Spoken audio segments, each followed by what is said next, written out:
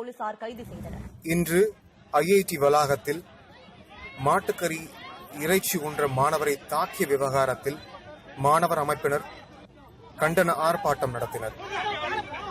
ஆர்ப்பாட்டத்தின் பொழுது ஒரு மாணவியின் கையை உடைக்கும் ஒரு போலீஸ்காரர். இந்த கேவலமான காட்டு மிராண்டி செயலை தமிழ்நாடு இளைஞர் கட்சி வன்மையாக கண்டிக்கிறது.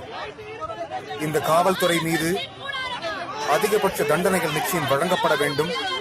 உடனடியாக பணியிலிருந்து நீக்கப்பட வேண்டும். பாருங்கள் இந்த காட்டு மிராண்டி செயலை. இவர்களெல்லாம் மனிதர்களா?